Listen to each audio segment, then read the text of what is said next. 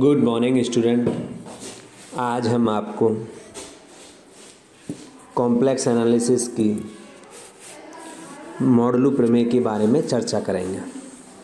So that an analytic function with constant modulus is constant.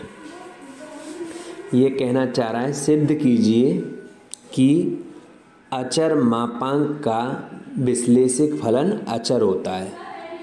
अर्थात कोई भी आपको एनालिटिक फंक्शन दिया हुआ है with constant modulo, constant value के साथ, तब हमें उसे कांस्टेंट सिद्ध करना है। माना एफ जेड बराबर यू प्लस आयोटा बी अचर मापांक का एक विश्लेषिक फलन है। कौन सा फलन है? विश्लेषिक। That means it is analytic. हम जानते हैं यदि कोई फंक्शन एनालिटिक होगा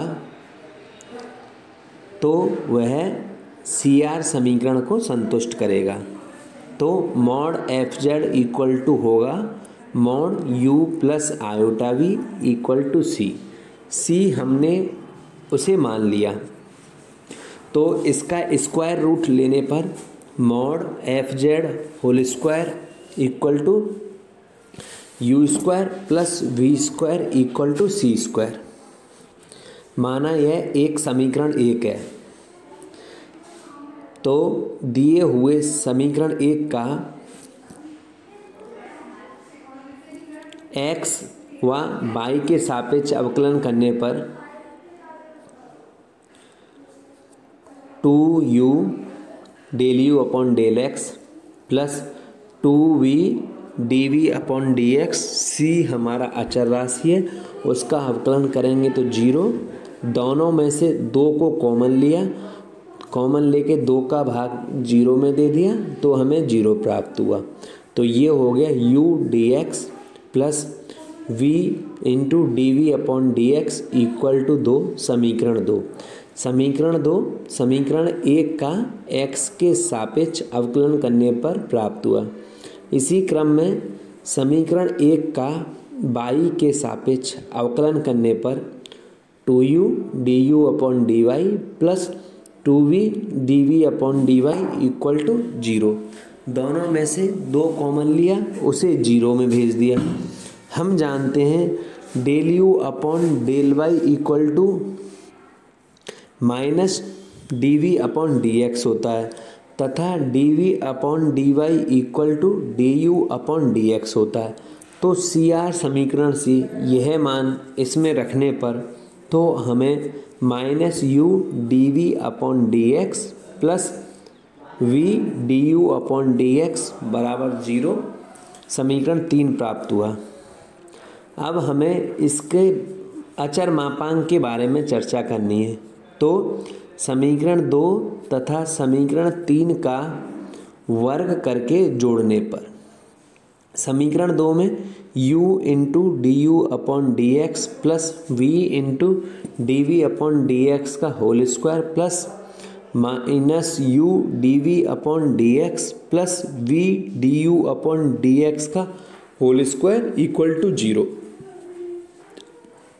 अब हम इसे हल करते हैं तो देखते हैं ऊपर वाले से u square into d you upon D x का whole square plus v square into D we upon D x का whole square plus 2u D you upon D x into v d we upon D x plus अगले को हल किया minus u minus का square करेंगे तो plus u square into D we upon D x का whole square plus अगले से v into d you upon D x का whole square minus 2uv dv upon D x into d you upon D x.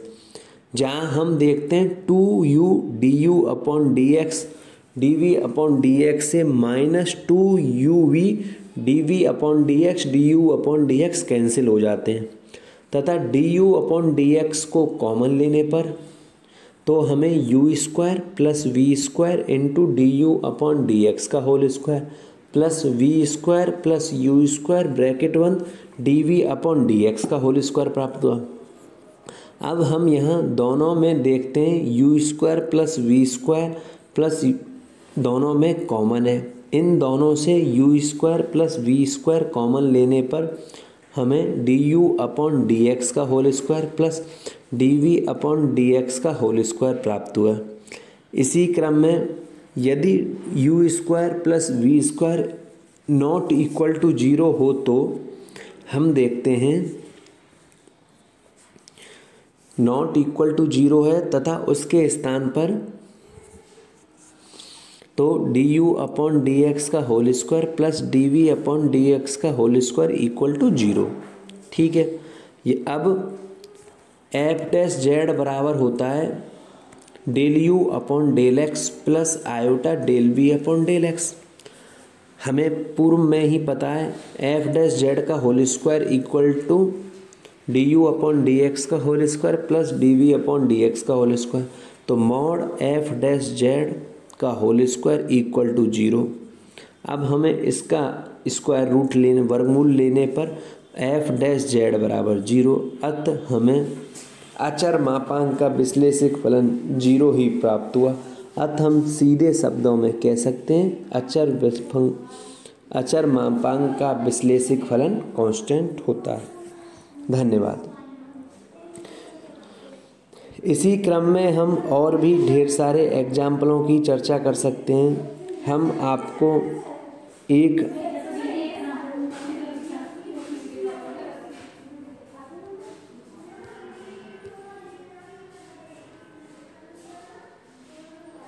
पूर्व में हम आपको कोशी-रीमान का ध्रुवीय समीकरण के बारे में बता चुके हैं तथा ध्रुवीय समीकरण और CR समीकरणों के मान हमेशा याद रखिए ताकि सीधे ही आप इनके मान किसी भी फंक्शन का आपस में संबंध निकालने के लिए प्रतिस्थापित कर सको।